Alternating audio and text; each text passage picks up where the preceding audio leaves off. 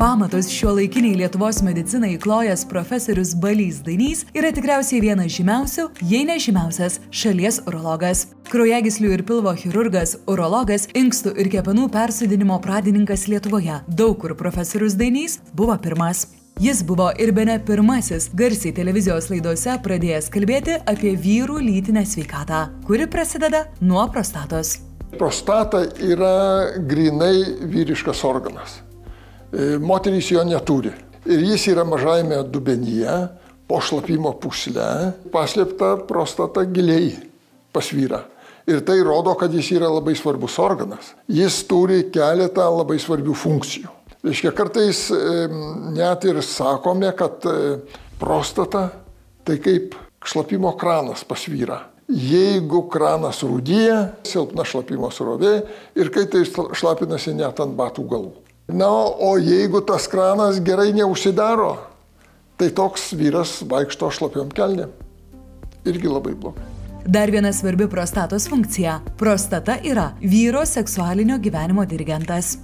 Jeigu dirigentas serga, tai ir orkestras blogai groja. Nuo geros prostatos funkcijos priklauso ir gera vyro erekcija.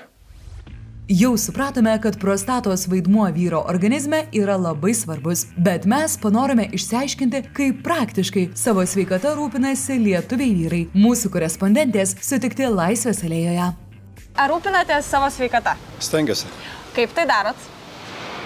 Tiesiog aktyvesnį gyvenimo būdą, kad pajudėti šiek tiek. Ypač mano žentas, mano sveikata labai rūpinasi. Šiek tiek žiūriu maistą, stengiuosi judėti, vaikščioti. Vaikščioju, Laisvės alėja, pirmyn atgal. O maisto papildus ar geriat? Geriam. Ar papildot savo vaistinėlę maisto papildais?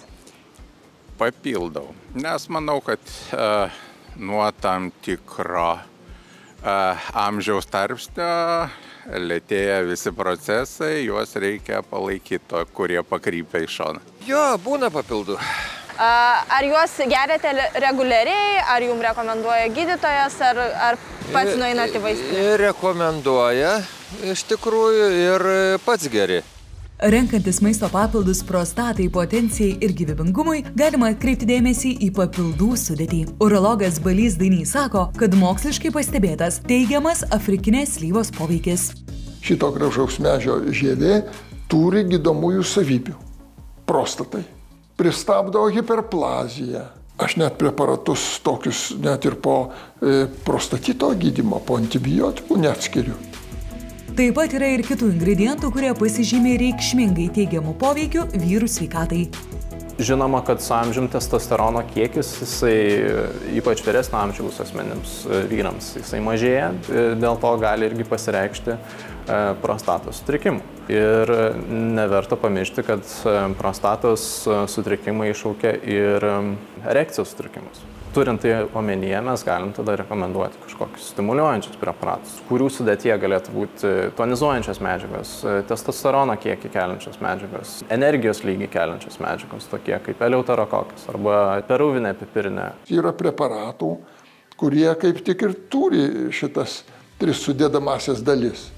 Peruvinė pipirinė, afrikinė slyva ir juodojo eleuterokoko šaknų ekstraktą. Tai puikus preparatas vyrams.